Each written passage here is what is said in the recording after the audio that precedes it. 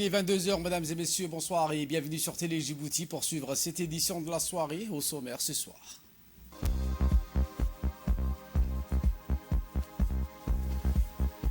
Une tournée socio-sécuritaire dans les régions frontalières du pays faite par le ministre de l'Intérieur, Saïd Hassan, en compagnie de l'armée djiboutienne. Également dans l'actualité de ce 22 heures au Gaza, Donald Trump fait pression sur la Jordanie pour son plan d'action.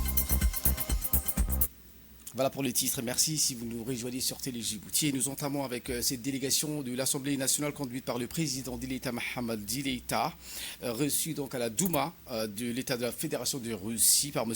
Yaroslav Nilov, président du groupe d'amitié Russie-Djibouti. La rencontre s'inscrit dans le cadre du renforcement des relations interparlementaires entre les deux pays. Une délégation composée de plusieurs membres de l'Assemblée nationale. Les discussions ont porté sur les perspectives de coopération parlementaire et les opportunités de partenariat dans des domaines d'intérêt commun. L'accent a été mis sur le dialogue interparlementaire comme levier stratégique et entre les deux pays. La rencontre témoigne également de la volonté commune des deux nations de consolider leur coopération.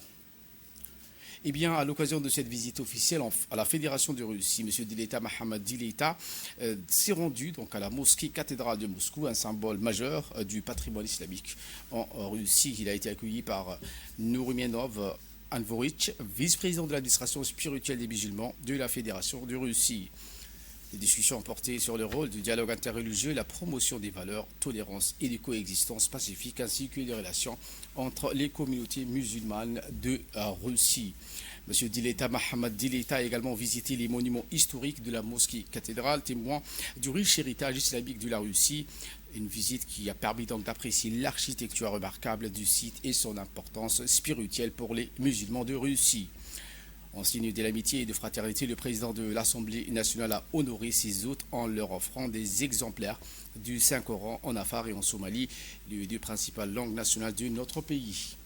Un geste symbolique qui illustre parfaitement donc l'attachement de Djibouti à son identité culturelle et religieuse ainsi que sa volonté de renforcer les liens avec les communautés musulmanes du monde entier.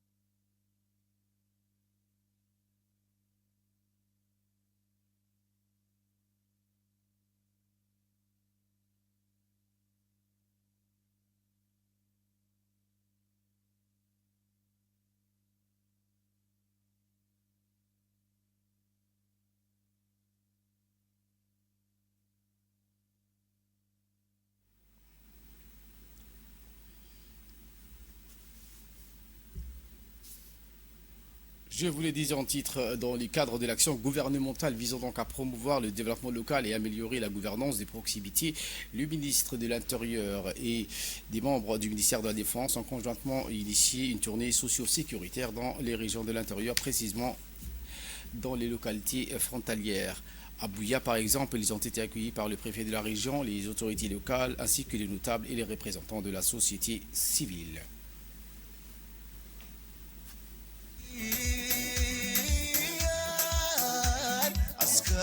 Gala arligaynu leenahay eba ugu dhaartoon ogada xilsaaray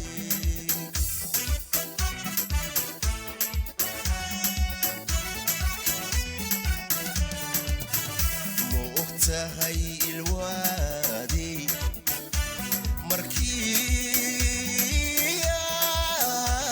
askari gala arligaynu ogtahay ilwaadi markiyan askari gala. Bien, lors des échanges, plusieurs thématiques ont été abordées, notamment les préoccupations socio-économiques des populations, notamment l'accès aux services publics essentiels. Une initiative qui s'inscrit dans une démarche proactive visant à écouter les doléances de la population et renforcer donc la coopération entre les autorités locales et les forces de défense et de sécurité. markiyan askari gala harligaynu leenahay. Eh bien, les locales, donc, dans leur intervention respective, à Bouya, M. Ali Adem, par exemple, de la localité, a souligné son profond attachement à la région, précisant qu'il est né et y a grandi ici. Il a exprimé sa gratitude à l'égard du chef de l'État pour les efforts inlassables consentis en matière d'éducation, même dans les zones les plus reculées. Prenons la parole également, une lieutenant de l'armée du nom de Assia Al-Rassim a dans son intervention indiqué que ce déplacement est une volonté à fournir un soutien important à la situation actuelle. Elle a exprimé également sa gratitude à l'égard du ministre de la Défense et au chef d'état-major des armées pour leur collaboration et leur soutien indéfectible. Et pour sa part, le ministre de l'Intérieur, Saïd Hassan Abouya, a indiqué donc à ses hôtes que il a tenu par contre à remercier chaleureusement les forces de l'armée ainsi que la population de Bouya. Le ministre a également affirmé que l'objectif principal de ce déplacement est d'écouter attentivement les doléances et les préoccupations des participants à cette réunion. Il a encouragé à chacun de s'exprimer librement, soulignant que la prise en compte des besoins, soulignant l'élaboration des politiques efficaces. Je vous emmène donc à l'Union africaine avec une haute délégation du haut niveau de notre pays qui prend part à ce 46e session ordinaire du Conseil exécutif de l'Union africaine à Addis Abeba, délégation conduite par le ministre des Affaires étrangères et de la coopération internationale. Une session de Conseil exécutif qui a réuni, outre les ministres des Affaires étrangères des États membres, est une étape cruciale dans l'agenda politique institutionnel de l'Union africaine. Parmi les points clés à l'ordre du jour figurait l'élection et la nomination du haut responsable de l'Union africaine dans les nouveaux commissaires de la Commission, les membres du Conseil de paix et de sécurité, l'examen du rapport annuel sur les activités de l'Union africaine et des institutions, ainsi que les avancées des initiatives phares de l'agenda 2063. L'adoption de nouveaux instruments juridiques également sur la Convention de l'élimination des violences faites aux femmes et aux filles, ainsi que le statut de l'Agence africaine de sécurité. À travers sa candidature, M. Mohamed Ali Youssouf à la présidence de l'Union africaine défend une vision audacieuse et pragmatique pour un avenir du continent axé sur une bonne gouvernance, le renforcement de la paix et de la sécurité dans un contexte géopolitique et en mutation. L'accélération de l'intégration régionale et du développement durable a été également une des priorités du chef de la diplomatie djiboutienne, Mahmoud Ali Youssouf. L'actualité de ce 22h, c'est aussi cette clôture du séminaire international sur le musée de Djibouti, une dernière journée décisive. Eh bien, ce séminaire consacré donc à la création du musée s'est achevé aujourd'hui sous les auspices de la ministre de la Jeunesse et de la Culture, Dr Yibomou Assoui. Explication.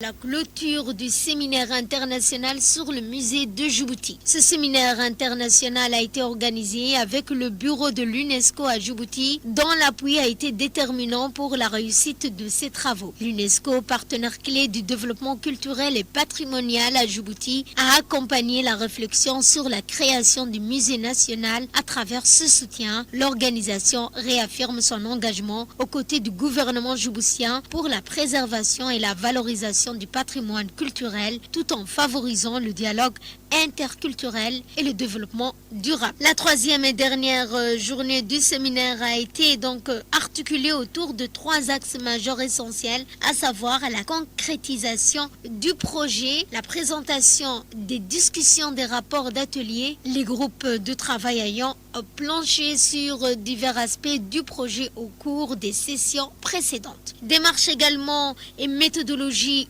pour la création du musée national, sans oublier les l'élaboration d'une feuille de route pour la création du musée national.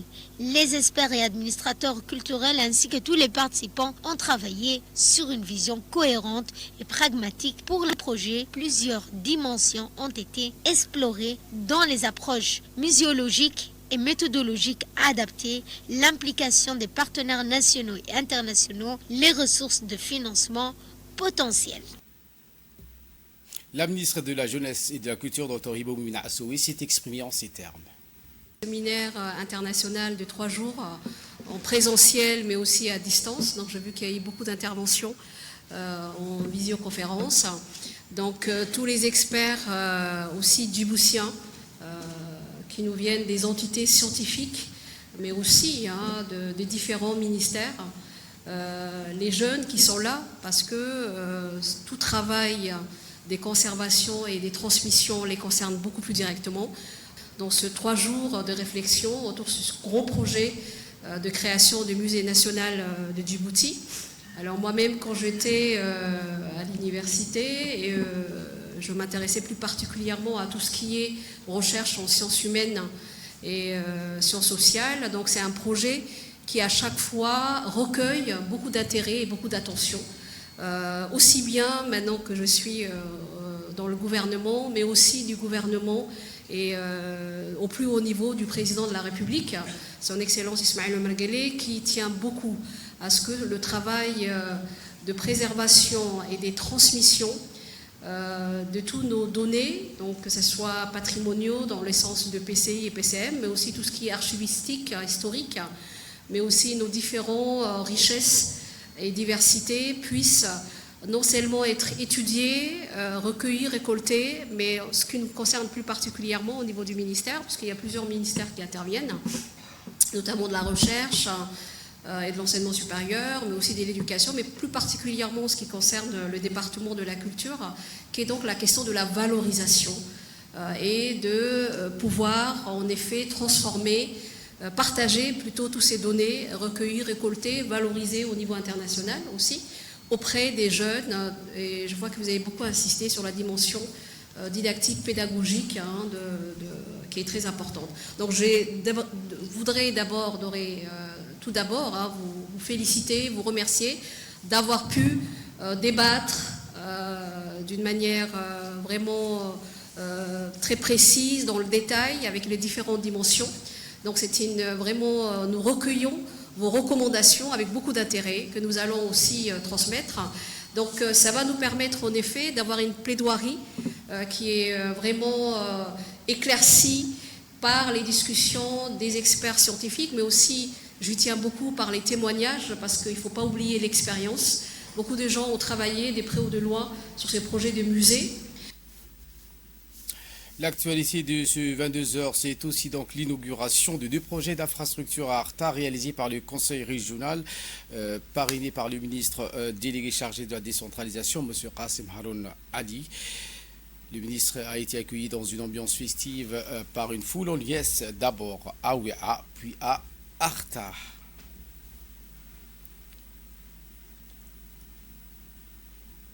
Les autorités administratives de la région d'Arta, à savoir le préfet et le président du conseil régional, ont été le premier donc à souhaiter la bienvenue au ministre. À Ouéa, le ministre a inauguré une maison de l'artisanat dédiée aux femmes artisanes de cette même localité. Cette maison va servir de lieu pour perfectionner, stocker et vendre les produits artisanaux. À Artaville, pour sa part, le ministre a inauguré une gare routière qui va désormais offrir aux transporteurs une infrastructure appropriée pour organiser l'activité des transports et améliorer les services rendus aux populations. Ces 2 projets vont apporter une nette amélioration des conditions de vie des populations, vont également dynamiser l'économie régionale.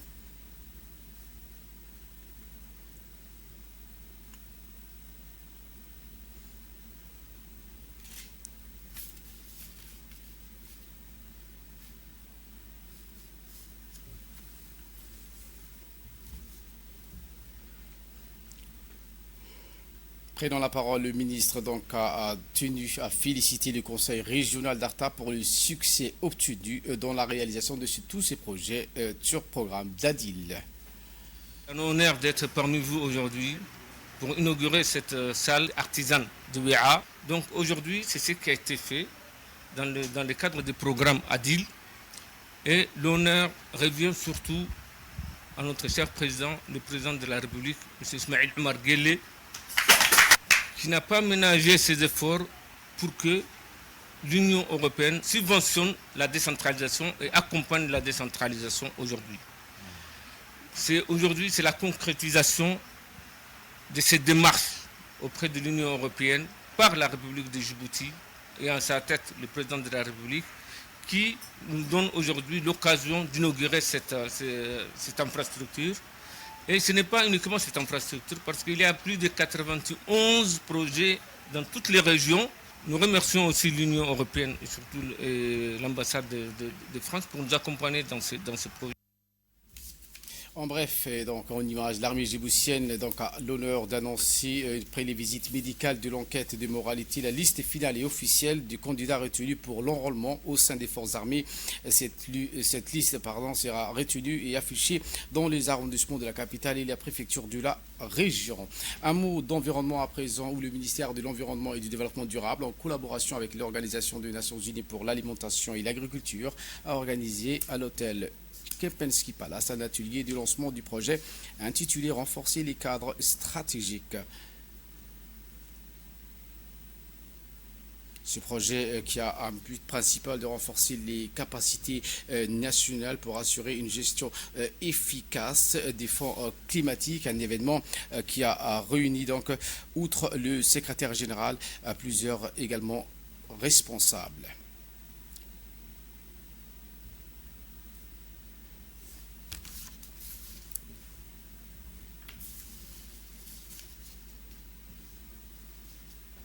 Djibouti, un pays plus particulièrement donc vulnérable au changement climatique, cherche à renforcer ses capacités pour accéder aux fonds internationaux dédiés au climat. Un projet donc qui vise ainsi à améliorer les cadres réglementaires et à structurer le processus.